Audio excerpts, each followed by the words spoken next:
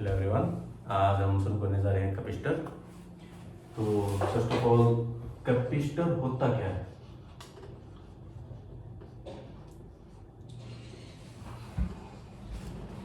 Capacitor होता है एक स्टोरेज डिवाइस। किस चीज़ को स्टोर करता है? चार्ज को। कहाँ यूज होता है? इलेक्ट्रिक अप्लायंस में यूज होता है।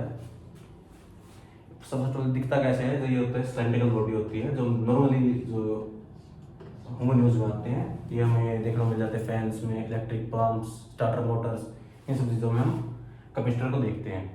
कैपेसिटर का एक दूसरा नाम भी होता है जो normally familiar layman language use होते हैं, कंडेंसर।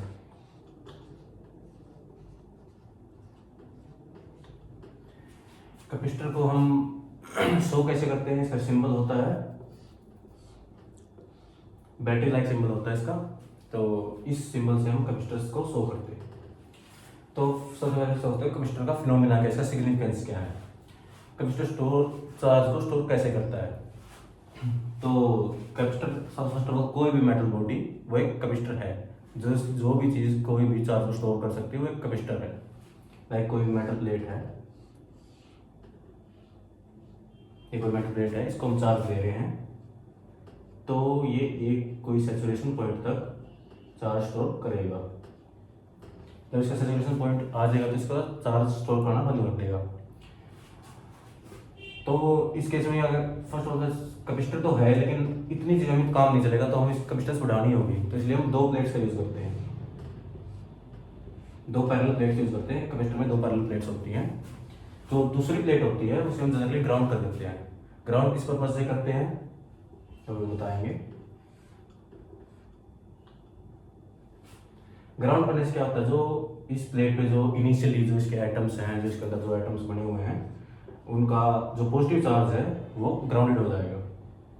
तो जो इनमें लेफ्ट चार्ज रहेगा वो रहेगा नेगेटिव चार्ज।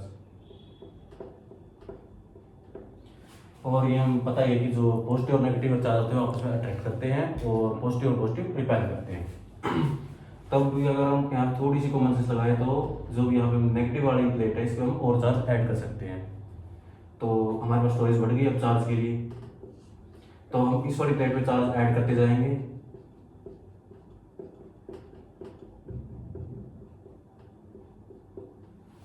तो एक दिमाग में बात आएगी कि सर कि इससे ही तो हम कैपेसिटर था जब ये, तो इसकी नीड पड़ी क्यों? इसका कोई यूजफुल इम्पैक्ट नहीं था, और अगर इस पर चार्ज हम बढ़ा सकते हैं लेकिन इससे वोल्टेज भी इंक्रीज हो रही थी। इसकी वोल्टेज क्यों इंक्रीज हो रही थी?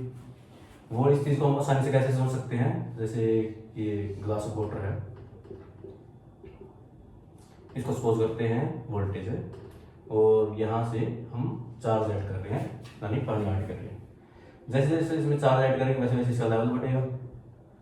तो इसको डायरेक्टली प्रोपोर्शनल है charge directly proportional to voltage. इसी फिनोमेना को जब यहाँ यूज करते हैं, जब ज़्यादा इस पर चार्ज हम ज़्यादा ऐड करते हैं तो इसकी वोल्टेज ज़्यादा इंक्रीज हो जाएगी, जो कि अप्लायंस के लिए ठीक नहीं है। इसलिए हमें दो प्लेट्स की यूज करते हैं। तो इसके बाद आते हैं कैपेसिटर की कैपेसिटी कितनी है, उसको क्या कहेंगे। लाइक कोई भी कैपेसिटर है, जैसे कई शेप्स में आते हैं, सिलेंड्रिकल में भी, स्फेरिकल में भी। आपने नॉर्मली जो आपके कोई भी बोर्ड्स होते हैं, जो मदरबोर्ड होते हैं कंप्यूटर्स में, उनमें आपने ऐसे छोटे छोटे लगे देखे हो, 10-20 ऐसे लगे होते हैं, ब्लैक कलर्स भी, कलर कोडिंग भी होती है इनमें। तो इसकी जो कैपेसिटी होती है कैसे पता चलती है? तो उसको नाम क्या है, सिग्निफिकेंस क्या है? The capacity of a capacitor is called as capacitance, जिसे हम पढ़ेंगे अभी।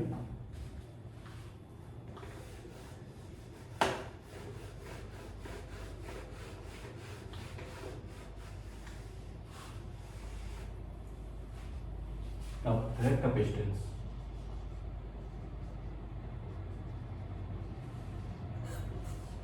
Capacitance is called as the capacity of a capacitor. Like a conductor, how much a conductor can store the charge is called capacitance.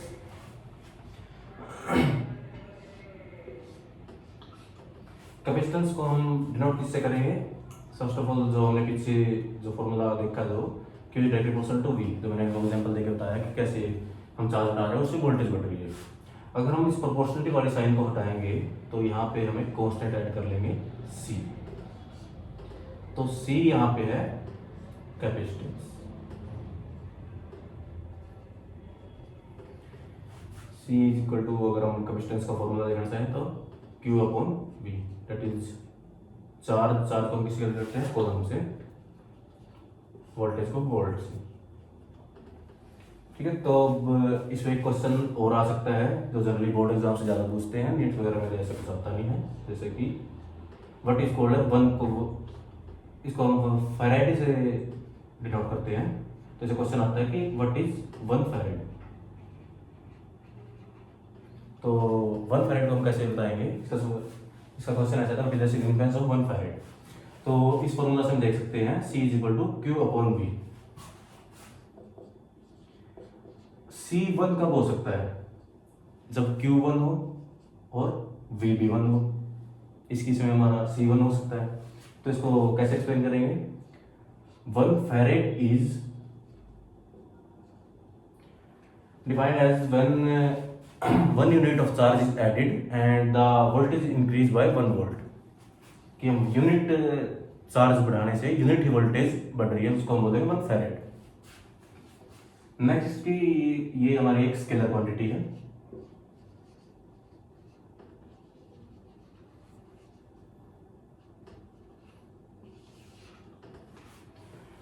तो हमने क्या देखा आज, जो हमने बेसिक्स देखा है कैपेसिटर का। कैपेसिटर होता क्या है, storage device to store the charge. Capacitor की कैपेसिटी को बोलते हैं capacitance. The capacity of storage the capacitor is called as capacitance. Basic phenomena क्या है कैपेसिटर का, जो मैंने आपको प्लेट्स की मदद से समझाया कि 2 प्लेट्स होती हैं, एक ग्राउंडेड होती है और दूसरी पे पॉजिटिव चार्ज होता है। इसको हम एक कैपेसिटर का लेआउट स्ट्रक्चर बोल सकते हैं इसको। इसलिए ये इसका बेसिक्स है। हर कैपेसिटर की जो इनसाइड स्टोरी वो यही है कि 2 प्लेट्स है और एक पॉजिटिव चार्ज है, ग्राउंडेड है। अब एक क्वेश्चन है कि जो अप्लायंसेस कौन कौन से हैं, जैसे आप, ताकि आप फिजिकली देख सके कैसे दिखते हैं। जब फैंस के ऊपर जाओ कि फैन का जो रोटेटिंग पार्ट होता है उसके ऊपर आप देख सकते हैं सेल लाइक स्ट्रक्चर होता है, वाइट कलर का होता है जनरली, वो हमारा कैपेसिटर होता है। मोटर्स के ऊपर भी जो मोटर्स होती है, इलेक्ट्रिक मोटर, जो अपना पंप है, वाटर पंप से उनके ऊपर लगा होता है, ये होता है कैपेसिटर। तो इससे ज़्यादा कोई आपके बोर्ड्स एग्जाम से रिलेटेड तो इससे ज़्यादा कैपेसिटर से क्वेश्चन आएगा, लेकिन बेसिकली क्वेश्चन आपके जो बनते हैं, एक 1 फैराड बनता है, ये 2 नंबर में पूछ लेते हैं। ये फॉर्मूला है छोटा सा, ये आप एक्सप्लेन कर सकते हैं 2 नंबर में, तो आप इसे एक्सप्लेन कर सकते हैं। बाकी आपको कॉन्सेप्ट आपको क्लियर हो ही गया होगा कि कैपेसिटर होता क्या है, कैपेसिटेंस क्या होती है, 1 फैराड क्या होता है, क्वांटिटी स्केलर है क्या है, और इसका मेन फिनोमेना क्या होता है, सिग्निफिकेंस क्या है। और थैंक यू ऑल।